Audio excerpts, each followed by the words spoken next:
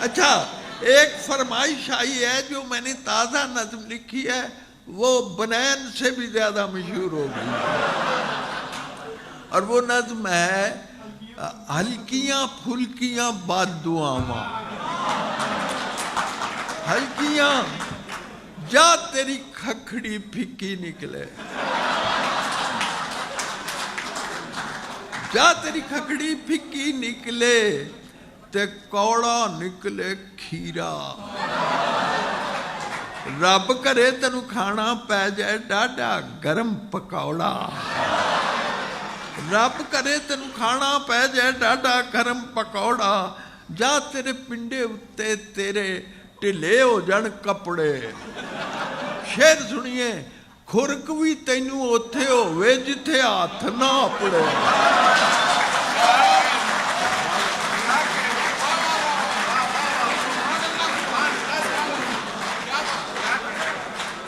यानी तुझे वहां खुजली हो जहां तेरा हाथ ना पहुंचे।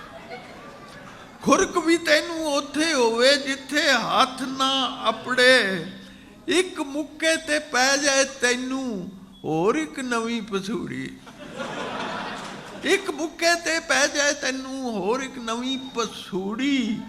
तैनू सुते पैनू शाला लड़ जाए कोई तमूड़ी। तैनू सुते पैनू लड़ जाए, जेड़ी गल जरूरी होवे याद ना आवे तैनू।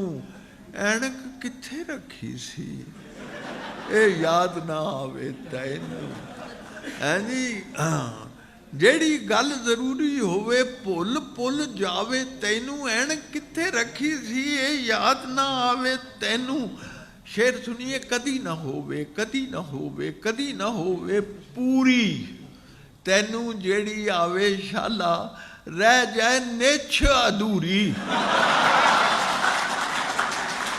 तैनू जेड़ी आवे शाला रह जाए निछ अधूरी। मगरों लवे ना तेरे भावें मारे ओनू पक्षी। शाला तेरे नक दे उत्ते लुटियां पावे मक्खिया। शाला तेरे नक दे उत्ते लुटियां पावे मक्खी। मच्छर तैनू घेरा पावन जिथे डावे मंजी। भुर जान उसदे दंदे तेरी कंघी हो जाए गंजी। भुर जान उसदे दंदे तेरी कंघी हो जाए गंजी। है जी, जा तेरी कुकड़ी कुड़क मले।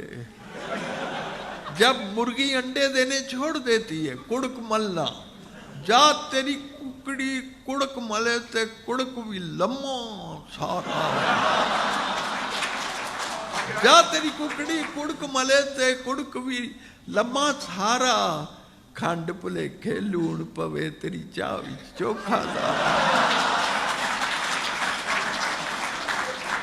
खंड भुलेखे लूण पवे तेरी चाह विच चोखा। रब करे तैनू खाबां अंदर नजरी आउण बढ़ावे। भूत प्रीत रब करे तैनू खाबां अंदर नजरी आउण बढ़ावे। बिजली तेरी बंद रवे पर बिजली दा बिल आवे।